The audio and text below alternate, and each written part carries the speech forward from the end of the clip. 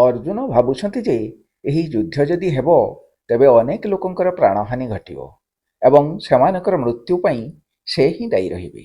ତେଣୁ ଶ୍ରୀକୃଷ୍ଣ ତାଙ୍କ ମନର ଭ୍ରମ ଦୂର କରିବା ପାଇଁ ତଥା ଜୀବାତ୍ମାର ନିତ୍ୟତା ଦର୍ଶାଇବା ପାଇଁ କହୁଛନ୍ତି ଶ୍ଲୋକ ନମ୍ବର 19 ଜୟେନଂ ବେତି ହନ୍ତାରଂ ଯଶ୍ଚୈନଂ ମନ୍ୟତେ ହତମ୍ ଉଭୌ ତୌ ନ ବିଜାନୀତ ତାୟଂ ହନ୍ତି ନ ହନ୍ୟତେ। ଜୟେନଂ ବେତି ହନ୍ତାରଂ ଯିଏ ଏହି ଆତ୍ମାକୁ ହତ୍ୟାକାରୀ ବୋଲି ବୁଝେ, ଯଶ୍ଚୈନଂ ମନ୍ୟତେ ହତମ୍ ବା ଯ ଏନଂ ମନ୍ୟତେ ହତମ୍ ତଥା ଯିଏ ଏହି ଆତ୍ମା ମରିଯାଇଛି ବୋଲି ଭାବେ, ଉଭୌ ତୌ ନ ବିଜାନୀତ ସେମାନେ ଉଭୟ ଜାଣନ୍ତି ନାହିଁ ଯେ, ନାୟଂ ହନ୍ତି ବା ନ ଅୟଂ ହନ୍ତି ନ ହନ୍ୟତେ ଅର୍ଥାତ୍ ଏହି ଆତ୍ମା କାହାକୁ ହତ୍ୟା କରେ ନାହିଁ କି କାହା ଦ୍ୱାରା ନିଜେ ହତ ହୁଏ ନାହିଁ। ମନେ କରାଯାଉ ଜଣେ ବ୍ୟକ୍ତି କୌଣସି ଏକ ବ୍ୟକ୍ତିକୁ ହତ୍ୟା କଲା। ଆମେ ସମସ୍ତେ ଜାଣିଲୁ ଯେ ଅମୁକ ଲୋକ ଅମୁକ ଲୋକକୁ ମାରିଦେଲା, କିନ୍ତୁ ପ୍ରକୃତରେ ଆମେ ଯଦି ବୁଝିବା ପାଇଁ ଚେଷ୍ଟା କରିବା ତେବେ ଜାଣିବା ଯେ ଯେଉଁ ଲୋକ ଅନ୍ୟ ଜଣକୁ ହତ୍ୟା କଲା ସେ ନିଜର ମନୋବୁଦ୍ଧି ଦ୍ୱାରା ପ୍ରେରିତ ହୋଇ ଇନ୍ଦ୍ରିୟମାନଙ୍କ ସହାୟତାରେ ସେହି ବ୍ୟକ୍ତିକୁ ହତ୍ୟା କଲା। କିନ୍ତୁ ଆମେ ସମସ୍ତେ ବୁଝିବା ଉଚିତ ଯେ ମନୋବୁଦ୍ଧି ଇନ୍ଦ୍ରିୟ ଆତ୍ମା ନୁହନ୍ତି, ଏମାନେ ହେଉଛନ୍ତି ଶରୀରର ଗୋଟିଏ ଗୋଟିଏ ଅଂଶ, ଯାହାକୁ ଆମେ ସୂକ୍ଷ୍ମ ଶରୀର କହିଥାଉ। ଏହି ସୂକ୍ଷ୍ମ ଶରୀର ସ୍ଥୂଳ ଶରୀର ସହାୟତାରେ ସେହି ବ୍ୟକ୍ତିକୁ ହତ୍ୟା କରିବା ପାଇଁ ସକ୍ଷମ ହେଲା। ଅବଶ୍ୟ ଜୀବାତ୍ମା ବା ଆତ୍ମା ଇନ୍ଦ୍ରିୟ ମନୋବୁଦ୍ଧି ସହ ତାଦାତ୍ମ୍ୟ କରିଥିବା ହେତୁ ସୂକ୍ଷ୍ମ ଶରୀର ସ୍ଥୂଳ ଶରୀର ସହାୟତାରେ ଏହି ହତ୍ୟାରୂପକ କର୍ମଟିକୁ କଲା। କିନ୍ତୁ ଏଥିରେ ଆତ୍ମାର କୌଣସି ଭାଗିଦାରୀ ରହିଲା ନାହିଁ, କାରଣ ସମସ୍ତେ ଜାଣନ୍ତି ଆତ୍ମା ହେଉଛି ଅକର୍ତ୍ତା, ସେ କିଛି କରେ ନାହିଁ। ତେଣୁ ସେ ଜଣକୁ ହତ୍ୟା କରିବ କିପରି? ଏହାପରେ ଜାଣିବା ମୃତ ବ୍ୟକ୍ତିଟି କ'ଣ ପ୍ରକୃତରେ ମଲା?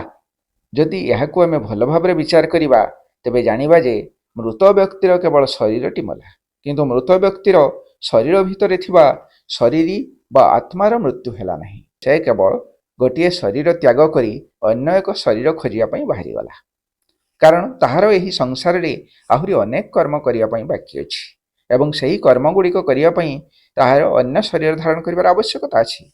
ଏଇଥିପାଇଁ ଏହି ଶ୍ଲୋକରେ କୁହାଗଲା ଯେ ଆତ୍ମା କାହାକୁ ହତ୍ୟା କରେ ନାହିଁ କି କାହା ଦ୍ୱାରା ନିହତ ହୁଏ ନାହିଁ।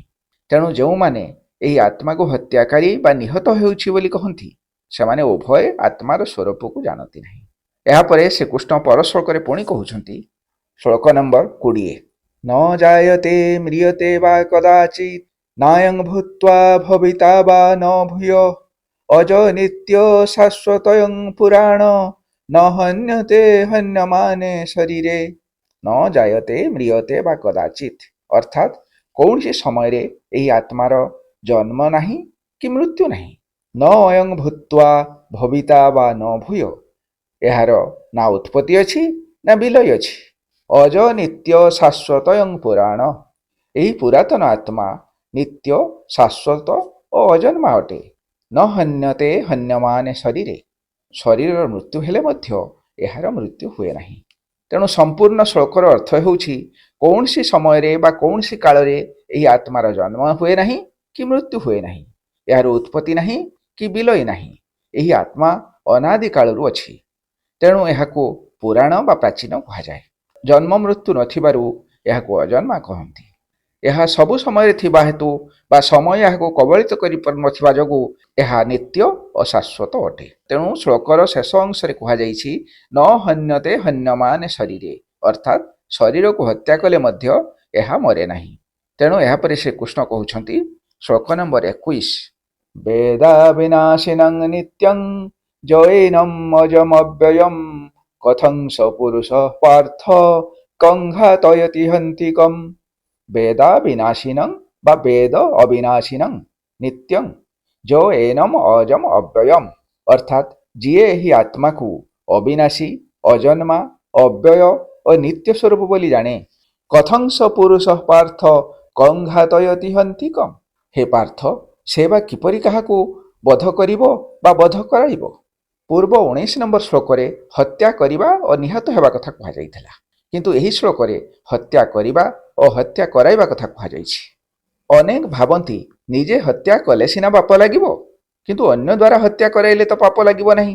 ଏହା କିନ୍ତୁ ସେମାନଙ୍କର ଭ୍ରମ, କାରଣ ଜଣେ ହତ୍ୟା କଲେ ଯେତିକି ପାପ ଲାଗେ ହତ୍ୟା କରାଇଲେ ମଧ୍ୟ ସେତିକି ପାପ ଲାଗିବ।